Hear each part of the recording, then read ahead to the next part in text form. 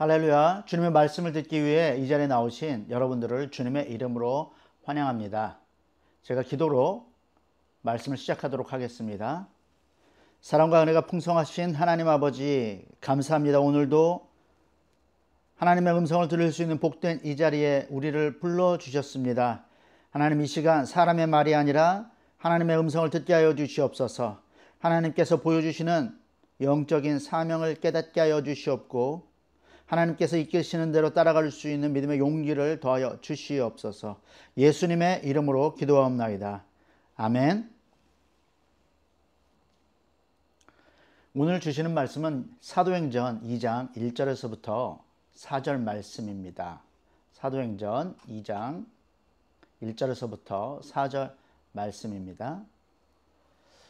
오순절 날이 이미 이름에 그들이 다 같이 한 곳에 모였더니 호련히 하늘로부터 급하고 강한 바람 같은 소리가 있어 그들이 앉은 온 집에 가득하며 마치 불의 혀처럼 갈라지는 것들이 그들에게 보여 각 사람 위에 하나씩 임하여 있더니 그들이 다 성령의 충만함을 받고 성령이 말하게 하심을 따라 다른 언어들로 말하기를 시작하니라. 아멘.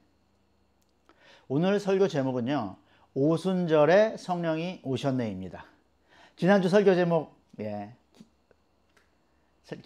제목은요, 성령이 오셨네였습니다. 오늘은요, 오순절에 성령이 오셨네입니다. 여러분들은 이 쌀밥을 좋아하세요? 보리밥을 좋아하세요? 당분을 과하게 섭취하는 이 시대에는 이 쌀밥보다 보리밥이 건강에 좋다는 것을 우리 머리로는 알고 있습니다. 그런데요, 요놈의 입맛은요, 보리밥보다 쌀밥을 좋아하죠.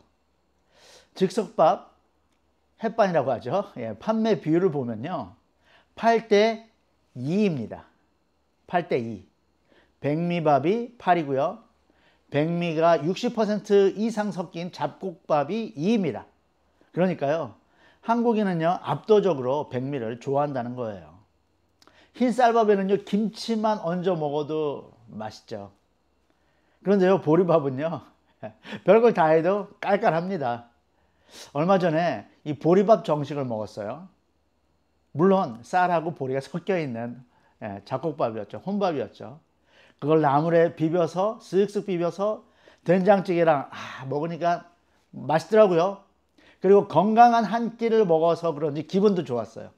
그런데요, 만약에 그 밥이 꽁보리 밥이었다면 생각만 해도 입이 칼칼합니다. 예수님 당시에 유대인들의 입맛에도요, 보리는 껄끄러웠습니다. 보리 가루는 말할 것도 없었죠.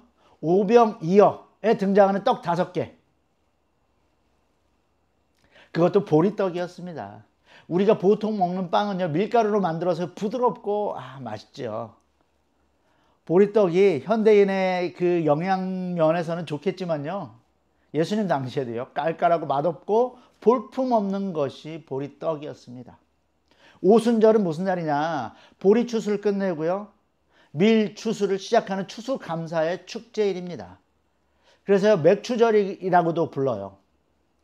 보리 추수를 마치고 감사 제사를 드리고요, 그리고 첫 수확한 밀을 갈아서요, 누룩을 넣어서 빵을 굽습니다. 그 빵 2개를 첫 열매로서 하나님께 올려 드리는 거죠. 오순절에요, 민족 공동체가 드린 첫 열매는요, 마지막 밀 수확하는 그 초막절까지 하나님께서 이스라엘 백성을 책임지신다라는 그 믿음을 담고 있는 것입니다. 사도 바울은 이런 고백을 했었어요. 너희 안에서 착한 일을 시작한 이가 그리스도 예수의 날까지 이루실 줄을 우리는 확신하노라. 하나님께서 시작한 일은 반드시 성취된다는 그 믿음, 성경시대 사람들의 믿음이었습니다. 오순절은요, 새 언약이 시작되는 날입니다. 오순절은 옛 언약이 만료되고 새 언약으로 갱신되는 날이에요. 당시의 오순절은요, 추수감사제와 더불어서요, 10계명을 받은 날로 기념하고 있었어요. 6월절에 출애굽한 백성들이요, 광야에서 45일을 지낸 다음에 모세가 시내산에 올라가서요, 여호와의 말씀을 듣고 다음날 하산합니다. 그리고 모세의 지침에 따라서 백성들이 3일 동안 몸과 마음을 정결케 하고요, 하나님과 언약을 맺을 준비를 합니다. 그리고 50일째 되는 날 오순절입니다. 여호와께서 시내산에 불 가운데 강림하십니다. 그리고 산 아래에 있는 백성들에게 10계명을 선포하시죠. 출애굽기 19장 말씀에 나와 있습니다. 10계명을 받은 백성들이 하나님 나라 백성으로서 율법을 지키면 하나님께서는 그들을 열방 가운데서 제사장 나라로 세우시고 보호하신다는 모세 언약을 체결한 날이 오순절입니다. 10계명을 받고 모세 언약이 맺어지면서 비로소 이스라엘이라는 하나님 나라가 시작이 되는 것이죠. 사도행전의 오순절은요, 모세 언약이 새 언약으로 갱신되는 날입니다. 이스라엘이라는 육적인 혈통이 아니라요, 예수 그리스도를 믿는 영적인 혈통으로 하나님 나라가 시작되는 날이에요. 오순절은 예수님께서 니고데모에게 말씀하셨던 육으로 이스라엘에 태어나는 그런 것이 아니라요, 믿는 자들이 그리스도의 몸된 교회로서 성령으로 거듭나는 그런 역사적인 날입니다. 새 언약을 맺기 위해서는 먼저 거듭나야 하는데요, 지난번에 말씀드린 대로 거듭남은 성령님께서 믿는 자들에게 주시는 최고의 선물이죠. 오순절에 성령님께서 임재하실 때 하늘로부터 급하고 강한 바람 같은 소리로 충만하게 임재하셔요. 에스겔 37장에는요, 마른 뼈들이 되살아나는 환상이 등장합니다. 성령님께서 에스겔 선지자를 마른 뼈들이 가득한 골짜기로 이끌어 가셔요. 그때 에스겔 골짜기에 성령의 생기가 확 사방에서 불어 들어옵니다. 뼛속으로 들어가서 생명을 얻고 뼈들이요, 사람으로 되살아나요. 그렇게 뼈들이 하나님의 큰 군대를 이루는 환상을 보여주시죠.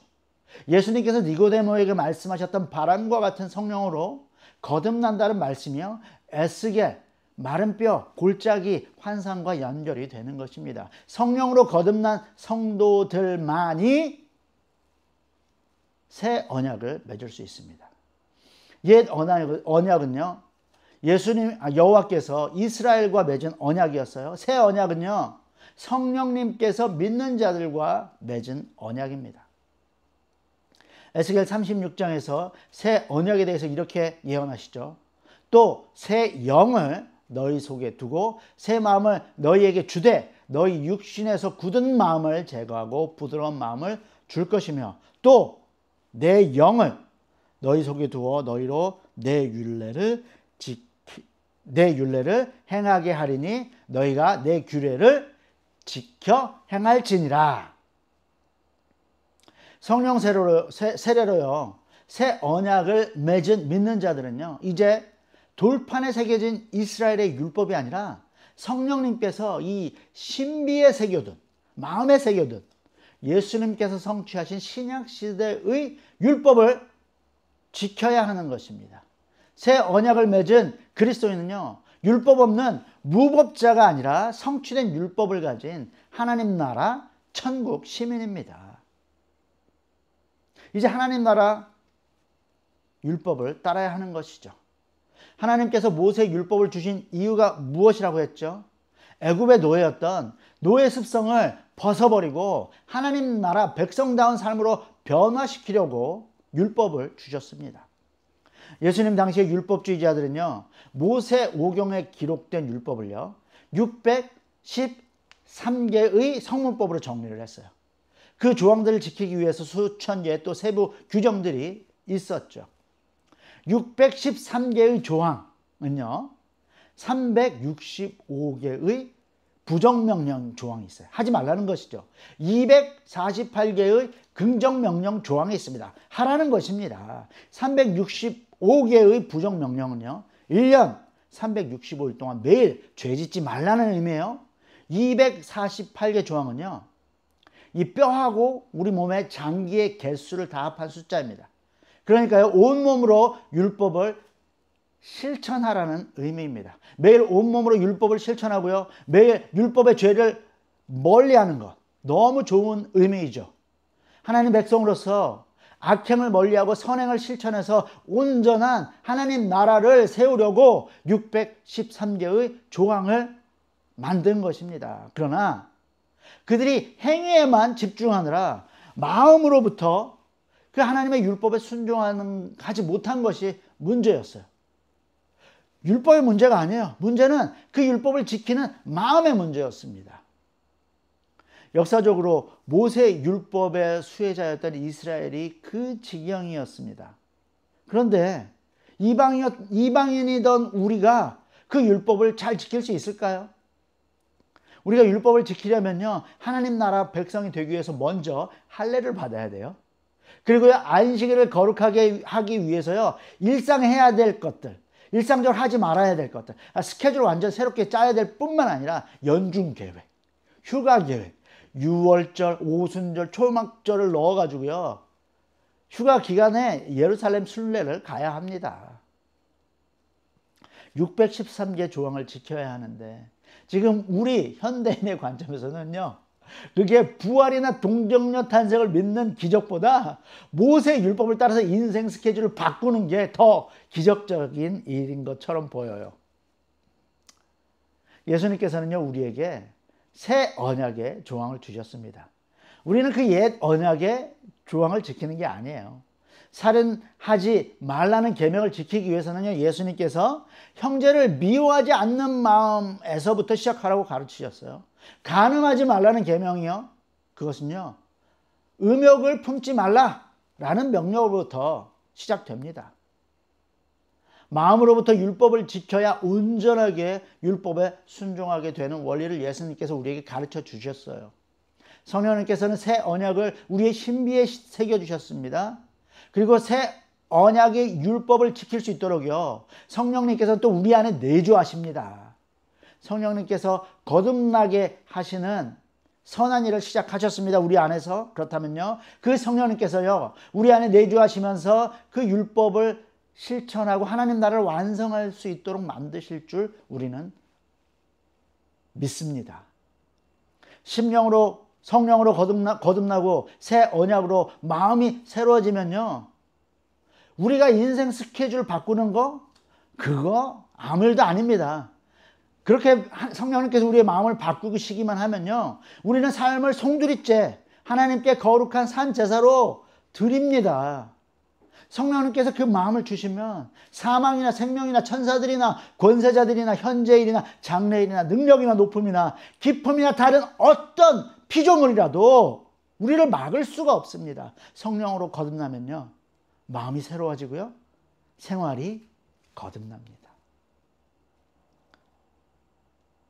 성령님께서 여러분을 영적으로 거듭나게 하심을 믿는다면요, 그 성령님께서 여러분의 삶도 변화시키실 것을 믿으시기를 축복합니다. 오순절은요, 새 시대가 시작되는 날입니다. 옛 언약을 맺으셨던 여호와께서는요, 불 가운데 시내산에 임재하셨어요. 그리고요, 사도행전 2장 3절에 보니까요, 새 언약을 맺으시는 날에 성령님께서 불의 혀처럼 갈라져서 제자들 위에 하나씩 임재하십니다. 그러니까요, 성령의 충만함을 받은 제자들이 성령이 말하게 하심을 따라서요, 다양한 언어들을 큰 소리로 말하기 시작합니다. 성령님의 소리가 마가의 다락방에서 안에 있는 사람들만 들린 것은 아니었어요. 하나님께서 시내산의 불 가운데 임재하실 때 산 아래에 있던 이스라엘 백성들이 하나님의 임재하심을 보고 두려워했던 것처럼요, 하늘로부터 강하고 급한 바람 같은 소리, 그리고 성령을 받고 천하 만국의 언어를 말하는 이 제자들의 큰 소리가 예루살렘에 울려 퍼졌어요. 그래서 많은 사람들이 몰려왔습니다. 큰 소동이 일어났습니다. 그 사람들은요, 바데인, 메데인, 엘라민, 메소포타미아, 유대, 갑바도기아, 본도와 아시아, 부르기아, 밤빌레아, 애굽과 구레네에 가까운 리비아, 로마인, 그레데인, 아라비아인들이었습니다. 그 사람들은요, 오순절을 지키기 위해서 예루살렘에 순례를 온 경건한 유대 교인들이었어요. 그런데요, 이 제자들이 자신들의 언어로 큰 소리를 냈는데 그 메시지는 무엇이었을까요? 예수 그리스도의 십자가 죽음과 부활의 역사에 대해서 천하 만국에게 만국의 언어로 복음을 전한 것일 것입니다.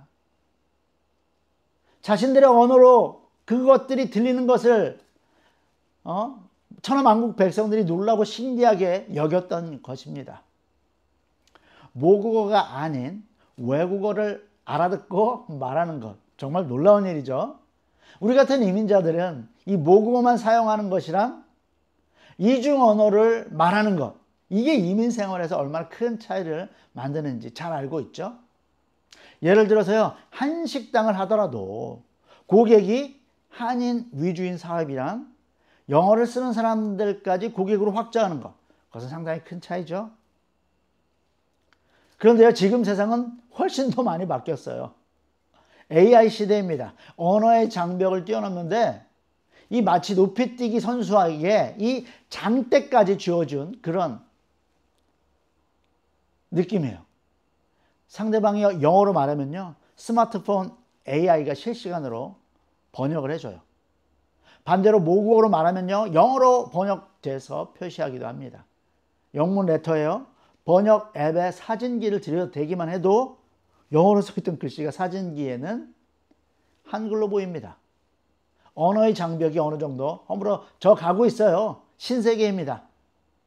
그런데요, 지금 이 AI 시대의 번역기들보다 훨씬 더 놀랍게도요, 천하 만국의 언어가 완벽하게 통역된 시대가 이미 2000년 전 예루살렘에서 시작된 거예요.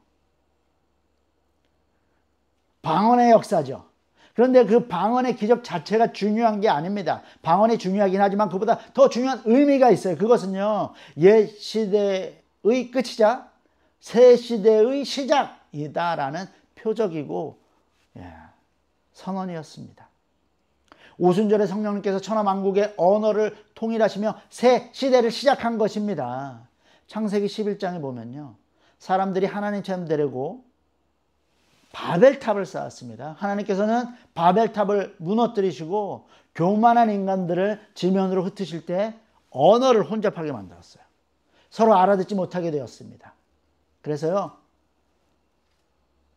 그게 옛 시대의 시작이었습니다. 그런데요, 오순절 성령님께서는요, 천하 만국의 언어로 제자들이 말하고 천하 만국의 백성들이 자신들의 언어로 복음을 듣게 만드신 거예요. 이것은 언어가 혼잡해진 바벨탑 시대가 끝나고 복음으로 천하 만국이 통일되는 새 시대가 열렸다는 표적입니다.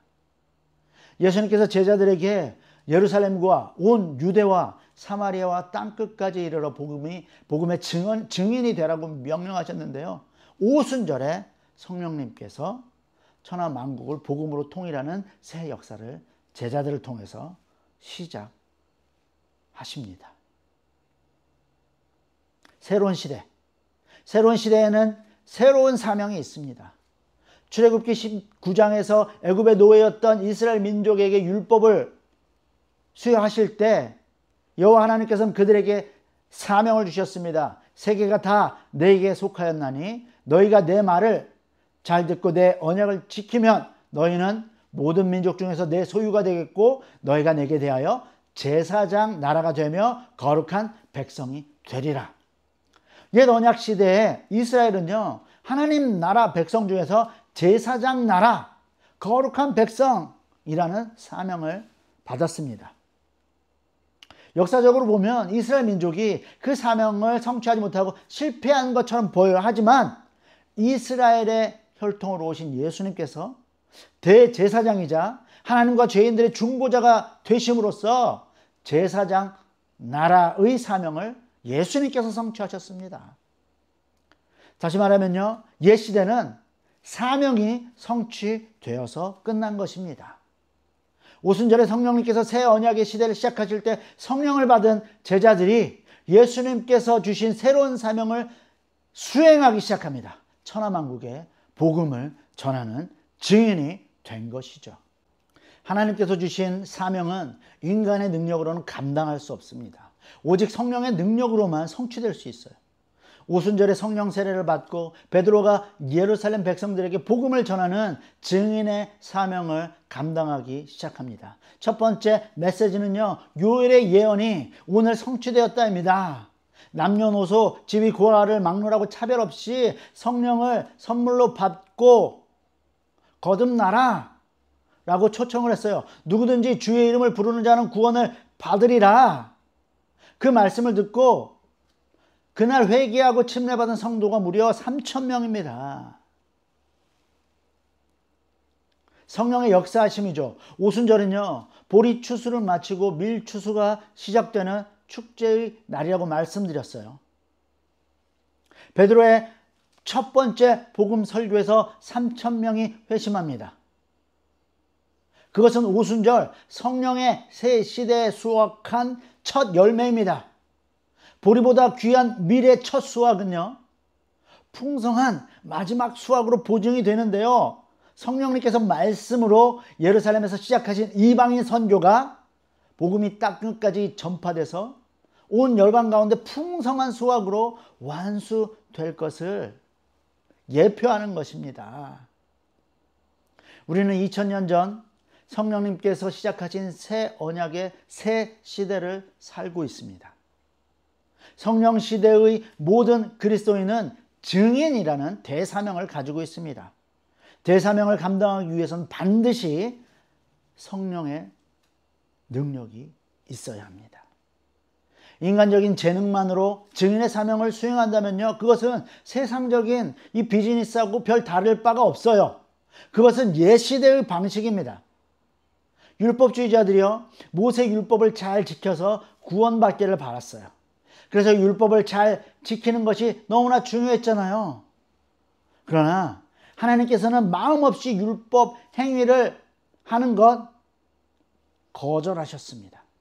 사람은 외모를 보지만요, 여호와는 중심을 보십니다. 그것은 우리가 반드시 기억해야 할 진리의 말씀이에요. 인간적인 방법으로 전도하는 것은요, 쭉정이 씨를 밭에 뿌리는 것과 같습니다. 그러면 어떤 결과를 얻을까요? 추수 때 거둘 열매가 없는 것입니다. 알곡을 맺는 전도는요, 성령의 능력으로만 가능합니다. 알곡을 심어야 30배, 60배, 100배의 열매를 거두게 됩니다. 영적인 거듭남을 위해서요, 우리가 복음을 전하는데 거기에는 인간적인 재능이 필요 없어요. 사람의 능력으로는요, 누구도 거듭나게 할 수 없기 때문입니다. 이 거듭남은요, 성령의 역사이십니다. 그래서 우리가 복음을 전할 때요, 성령의 은사가 알파와 오메가예요. 모든 그리스도인들이 복음의 증인이라는 대사명을 받았어요. 그런데요, 그 사명을 수행하는 방법은요, 사람마다 달라요. 왜냐하면 성령님께서 성도들에게 각각 다른 성령의 은사를 주시기 때문입니다. 대표적으로 복음 전도자, 아주 구별된 사명이에요. 그는요, 성령의 은사를 받았기 때문에 분명히 전도왕이 될 것입니다. 선지자에게는 예언의 은사를, 목사와 교사에게는 가르치는 은사를, 어떤 사람에게는 병 고치는 은사, 믿음의 능력을 행하는 은사, 영분별의 은사, 손님 대접 잘하는 은사, 각각 다른 은사들을 주셨어요. 구별된 사명을 받은 사람마다 성령님께서 합당한 은사를, 다른 은사를 주십니다. 이렇게 다양한 은사가 다양한 방식으로 증인의 대사명을 감당하게 만드는 것이죠. 사도행전의 빌립 집사님, 복음 전도자의 사명을 받았습니다. 그는 예루살렘을 떠나서 사마리에서 복음을 전했어요. 복음 전도의 은사를 받았죠. 그 사마리아에서요, 마술사의 재능으로 큰 능력을 행하던 이 시몬이라는 사람을 전도합니다. 시몬은 예수를 믿고 빌립을 따랐어요. 그런데요, 빌립을 따라다니면서 보니까 이 마술사인 자신보다 훨씬 더 차원이 높은 그런 성령의 표적, 큰 능력을 행하는 것을 보고요, 감명을 받았어요.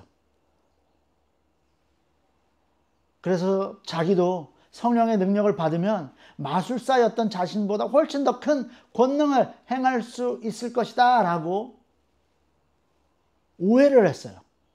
마침 사도 베드로하고 요한이 사마리아 그리스도인들에게 성령 세례를 주기 위해서 사마리아로 옵니다. 시몬이요, 사도들에게 성령의 은사를 나도 받고 싶어요.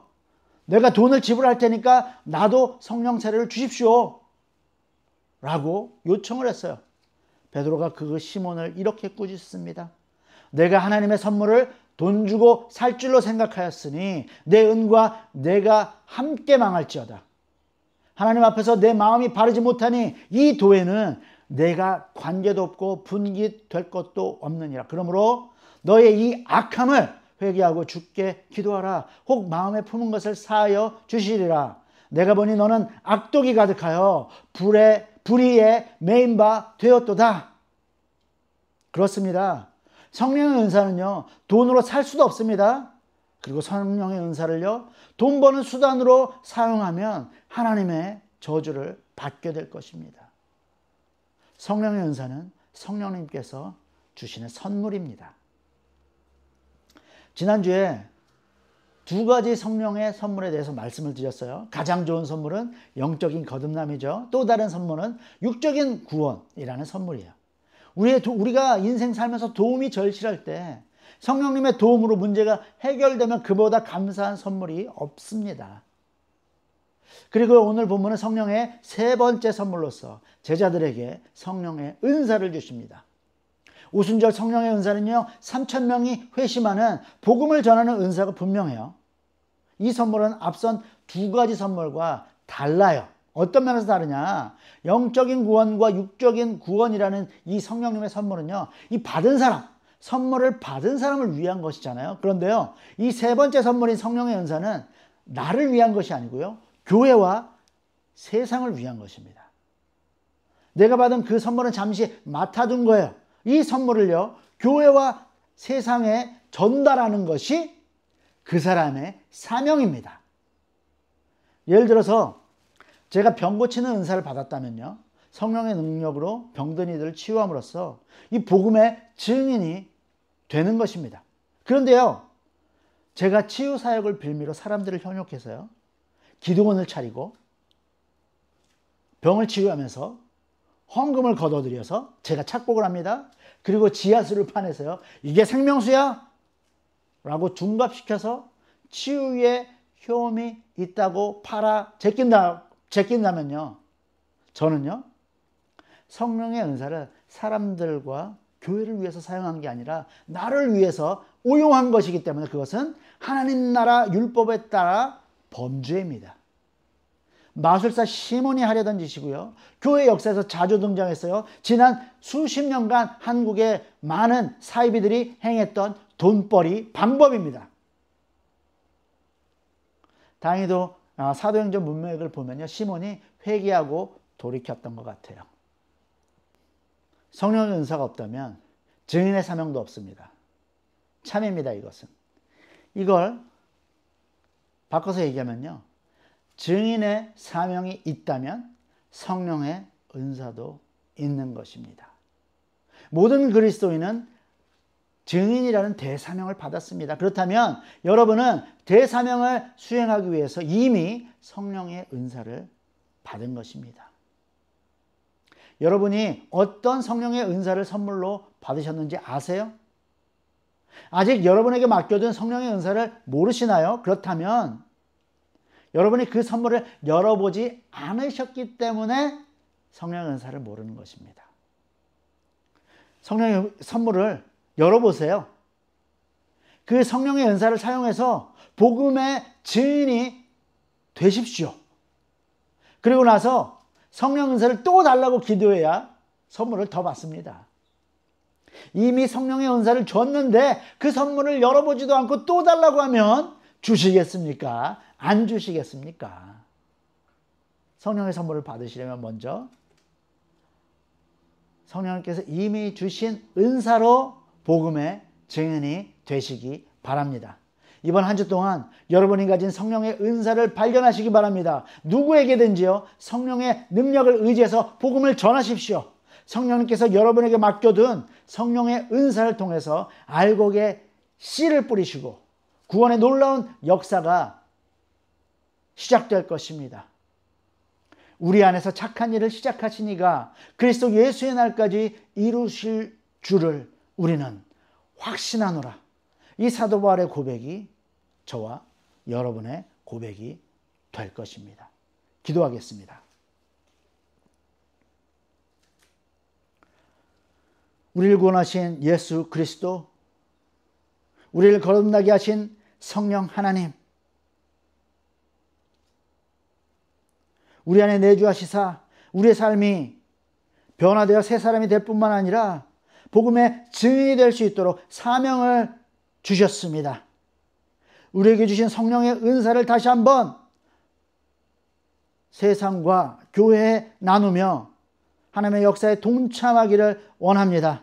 이번 한 주간 동안 우리를 강하게 이끌어 주시옵소서. 예수님의 이름으로 기도합나이다. 아멘.